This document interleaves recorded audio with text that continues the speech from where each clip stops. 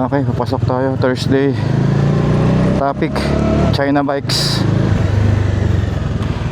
Pero ano to, hindi to based sa research, hindi based sa facts. Ano lang itong masasabihin ko, yung mga naisip ko lang. Napaisip ko lang kanina kasi nung nagkakapoy ako, naisip ko to. Nung naisip ko bakit, alam ko naman na pag sa dating sa motor,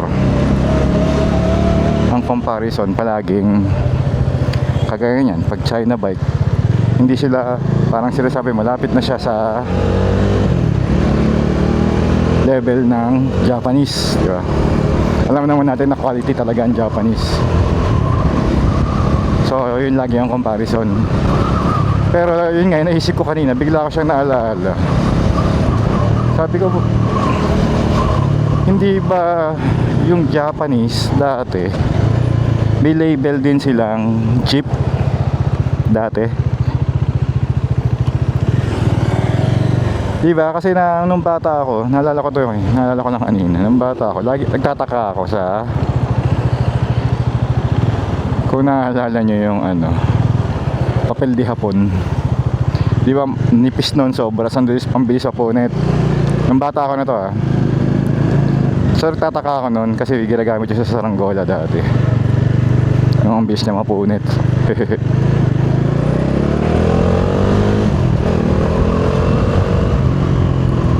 Tapos yung isa pa, yung ano, yung kopyang hapon. Di ba nipis din nun? Pero paborito ko yun eh. Sarap nun eh.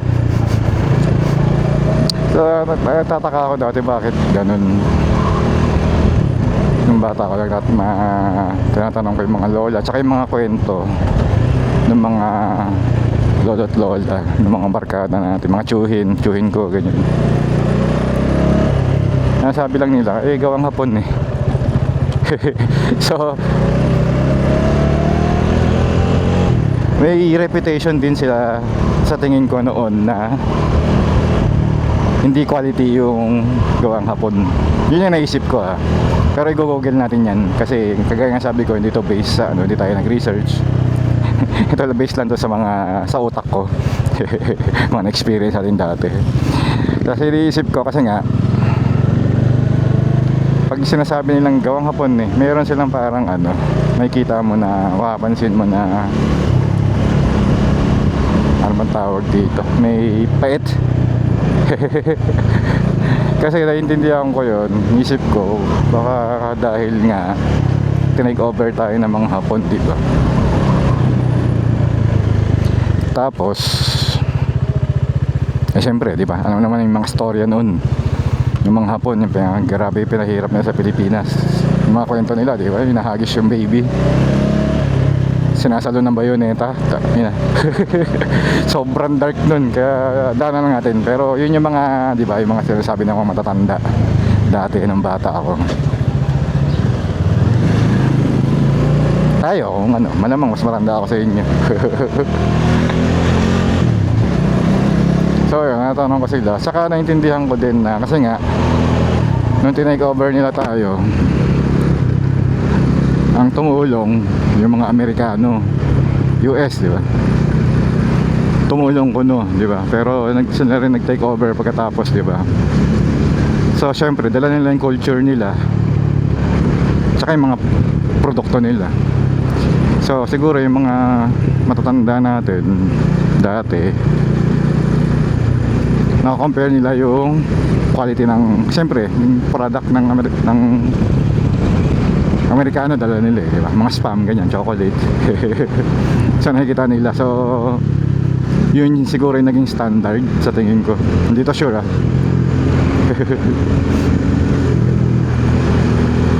Pero ang point ko lang naman, sa tingin ko, meron din talagang time na, kasi inisip ko baka meron din ganun na reputation dati yung mga Japan made ganun. So alam ko hindi to history yung channel natin tungkol sa history. Naisip ko lang, motor pa rin ang pinag-uusapan natin kasi nga China bikes. Parang kung tutusin, ganun yung nangyayari sa kanila dati. Ngayon si China nag-i-improve na yung quality. Kasi di ba dati, halimbawa yung Chinese EV, di ba yung mga sasakyan nila, kahit hindi yung EV, kahit yung mga hybrid lang, di ba punong-puno ng features, punong-puno ng tech, compare sa Japanese, di ba? Parang additional features yung sa Japanese, yung mga tech, mga features ng sasakyan. Sa China, ano na, built-in na pag binili mo. Pero syempre andun pa rin yung ano ng chip nga, chip. So may cutback na nangyayari, kaya yung reliability hindi sigurado. Tsaka makikita rin naman talaga natin na dahil dun sa mga bootleg, ano bang tawag dun sa mga pirated, di ba? Or mga cheap copies, mga ganon, yung mga sikat na brand, di ba? Sa China yun, di ba? Pero sa tingin ko, yung sinasabi ko nga, hinala ako na yung Japanese na cheap din sila dati. Sa tingin ko nagganon din sila, parang nag-pirate, pirata. Hindi ko alam tawag fake copy, ganun, bootleg.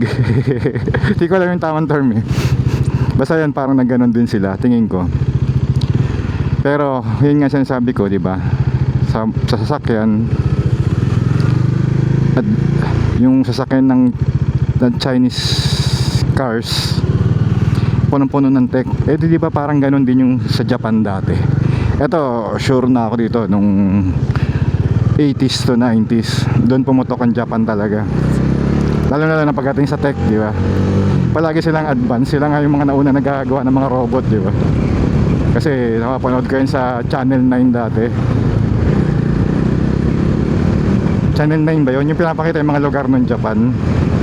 Meron doon isang part, naalala ko to clear na clear to kasi naiingit ako sa mga Hapon noon. Yung electronic store nila, may mga laruan, ganyan, mga lahat ng electronics. Lahat pwede mong gamitin pagpasok mo doon kasi yung pinapakita nila, parang hindi ko alam kung saan yun Marami siyang electronics store, dikit-dikit. Pag pumasok ka, pwede mong gamitin yung mga electronics doon. Isa ko nakita doon yung PC. Boom ng PC to. Simula pa lang 80s. Ingit ako noon. Kasi sabi ko yung mga bata na to, nagkakapag-PC sila di ba pa noon? Wala pang mouse. Pero may mga games na, yung mga DOS mode.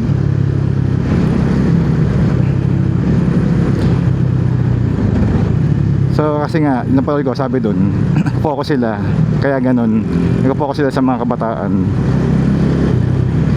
Lalo na pag ganun sa tech, para ma-encourage yung mga bata maging technical habang bata pa. So bali ang iniisip ng Japan, bata pa lang i-expose na yung mga bata para paglaki technical na talaga. So yun naalala ko. So ahead, kahit yung mga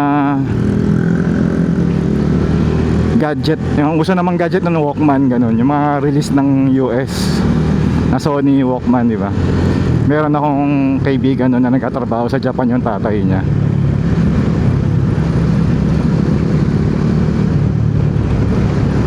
Yung Walkman niya, kasi yung sa amin pala, yung Walkman, di ba yung battery, yung triple A ba, double A, yung pinakamaliit noon, wala pang triple A noon.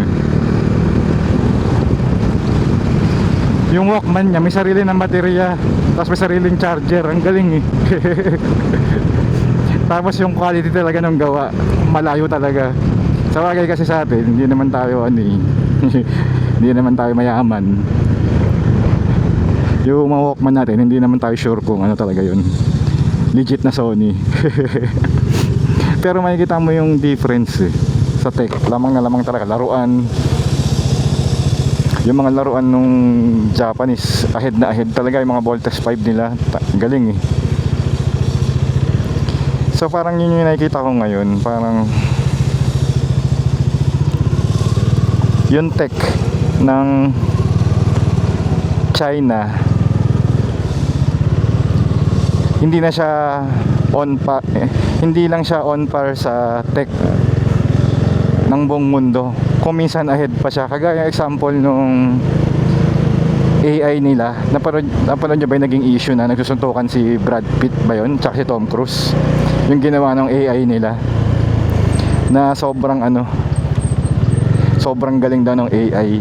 So ahead na sila doon sa part na yun, di ba? Tapos nagano na rin sila eh. Meron na silang tawag nito, yung space exploration. Tsaka napanood ko yung sino ba to? Yung scientist si Neil deGrasse Tyson. Napanood ko yung isang interview niya. Parang nadaanan lang naman, nabanggit lang, hindi yun yung point niya. Pero nung parang nabanggit niya na mga top scientists ay nasa China, sabi niya. Parang nabanggit lang niya, hindi yun yung, wala siyang intention sabihin. So doon pa lang, kung tech usapan, syempre scientist, so advancement, mauna talaga sila. So malaki ito sa motor, pero di ba, kagaya ng sabi ko nga, naging quality yung, ganoon din naman eh, napanood ko yun dati sa, hindi ko alam kung anong motor yun eh. Yung bago siya pumasok sa US. Meron din naman eh. Hindi rin sila pinapansin ng mga US riders. Kasi di ba? Iba yung tingin nila noon nung nagsisimula pa lang yung mga Japanese motorcycles. Tsaka yung sa point ko nga, layo-layo na. Sabi sa inyo, gulo-gulo to kasi wala tong structure. Pero yung sa Japan, naging quality sila sa tingin nung 80s eh. Kasi diba, sobrang ganda na ng quality ng mga produkto nila. Parang nag-focus sila sa quality. Yun talaga, kasi parang kasama yata sa culture nila yun. So ngayon, parang nakikita na natin yung sa Chinese eh. Lalo na sa larangan na pagmamotor. Kasi nga, tinitignan ko lagi yung Gauge Sep Moto. Di ba, tignan nyo yung motor nila, parang kompleto lagi ng tech. Tapos yun nga, kagaya ng point ko, nagsimula yan sa Japanese, nagsimula yan sa attitude nila na maging top quality lahat ng produkto nila, di ba? So sa tingin ko, ano lang yun, syempre yung motor nila magiging top quality rin.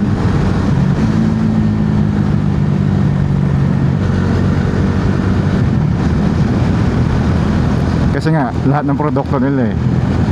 So sa tingin ko, well, marami pa rin namang peke na galing ng China. Well, di man piiwasan kasi doon pinoproduce yun eh. Nakikita nila yung opportunity na kumita kasi nga sa kanila ginagawa yun. Tapos yung brand, kinabit na yung brand doon sa ginawa nila, mahal na. Di ba? Kasi dinalagay yung factory doon sa China, di ba? Hindi natin masisisi kasi nga yun yung naisip nila. Pero totoo ba na ganun pa rin? Sa tingin ko hindi na eh. Nagbabago na eh. Nakikita natin yan lalo na sa pagmumotor. Yung mga motor ng China bike. Hindi pa rin lahat ha, pero marami umaangat na eh. Kagaya ng Sep Moto. Yung napanood kong review sa US, hindi na cheap bike ang tawag eh. Nagbago na eh. Value for money na yung tawag nila eh. So hindi na siya cheap. Sep Moto to Sep Moto pa lang siya sinasabi ko. Yung Ibex yun eh. Yun yung 450 MT sa atin. Tapos lumabas pa tong CX Moto. Yung nanalo ng karera sa yung legit na tournament. Nakalimutan ko yun, SBK ba yun? Hindi ko na tinignan kasi nakita ko nag-post si Makina. Kaya Makina ko nabasa. Nanalo nga yung CF Moto na yun. CX Moto pala. So hindi ko na tinignan. So basta si Makina nag-post kasi hindi ko na kailangan i-confirm. Yun na yun. Hindi ko na tinignan yung storya. Wala na akong ibang ginawa. Basta tinanggap ko na nanalo yung CX Moto. China bike din yun. Ano pa to hindi to basa-basa motor. Ano to? Super bikes. So yung pinaka high quality ng pagmumotor, yun. So nandun na sa level na yun. So ibig sabihin kaya nilang pumantay, tumapat sa mga high end talaga. Kasi yun na yung pinaka super bikes na yun. Best of the best na yun. Pero hindi pero hindi naman sinasabi ko na magaling na si China. Pero yun yung nakikita natin, pwede na siguro. Hindi na siya kagaya ng dati na cheap na iniisip natin. Well, hindi pa rin siya, sa tingin ko hindi pa rin naman masasabing 100% na quality na, kasi nga ang dami pa ring mga fake na galing ng China, di ba? Kagaya yung naparod natin kay Makagago.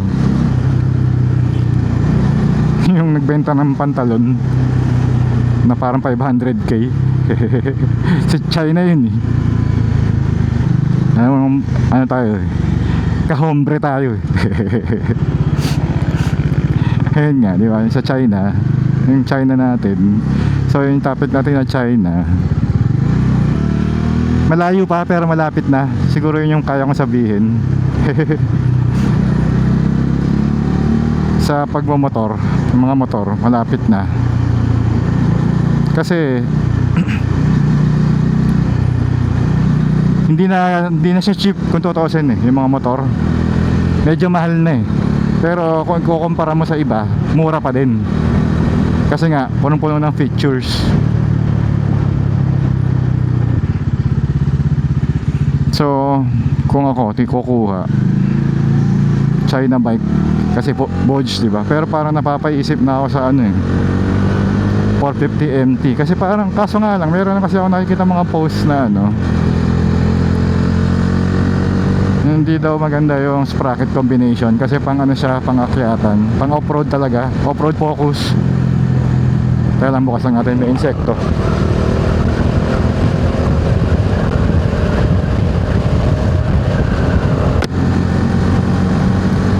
Hindi ko alam kung, kasi matagal na yung 450 MT, hindi natin alam kung binago na nila yun.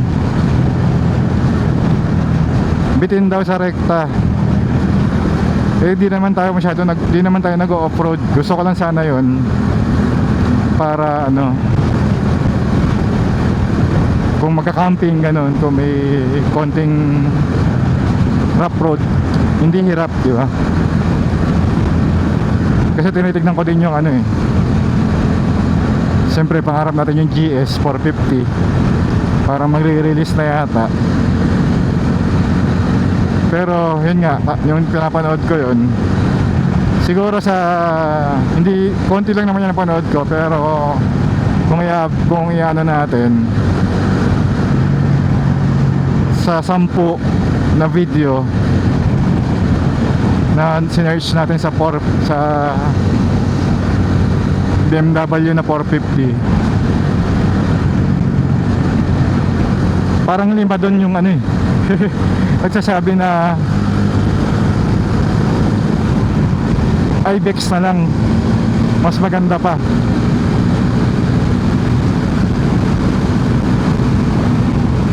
So yun German motorcycle, sinasabihan ng mas okay pa yung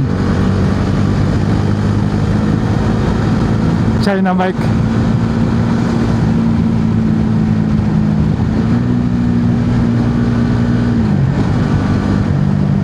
Tsaka ito pa isa, yung Boje 525X pa yun, Bodge. Kino-compare naman sa NX 500. sa ang pagkasabi, malapit na, konti na lang sabi, papasok na siya sa smoothness sa tuning ng NX500.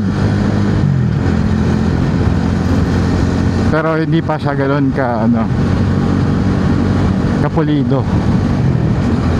Kasi lagi naman buwabagsak yan dun sa pag sinasabi nila yan, pag kino-compare dun sa presyo, mababa kasi talaga sa China. Kaya minsan hesitant din talaga tayo kasi nga pag mura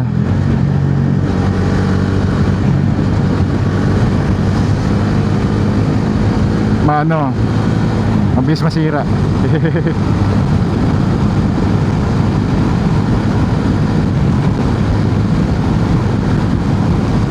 Hindi ko alam eh. Pero para sa akin tingin ko malapit na talaga. Kasi sa nakikita natin, hindi lang sa pagmamotor, kasi nagiging superpower na rin ang China. Well, hindi nagiging superpower na talaga sila ngayon. Kaya patingin ko kaya medyo ilag na yung US. Parang nagre-ready na sila. Parang ganun, pinaghahanda na nila yung China dahil doon. Ayun lang. Yun lang iniisip ko kanina habang nagkakape, habang hinihintay ko maluto yung chicken. Isip ko, Google natin yan yung kung may panahon ba na naging cheap yung reputation ng Japanese. Nalagay natin dyan. Tingin ko meron talaga eh. Or sa mga Pilipino lang yon, kasi hater sila sa ginawa sa atin ng mga Hapon.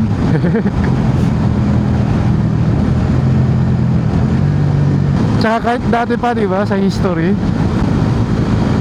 yung mga unang-unang panahon pa talaga, yung mga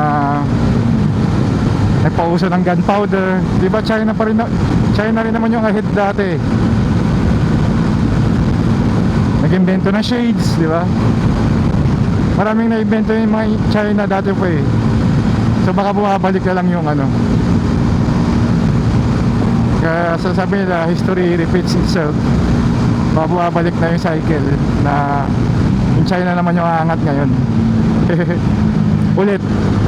Kaya sila yung mga nauna dati eh. Great Wall, di ba?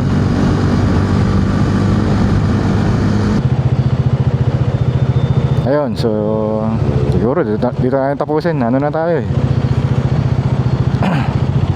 Ang dami nating sinabi. Okay, thank you na matindi. Hanggang sa muli.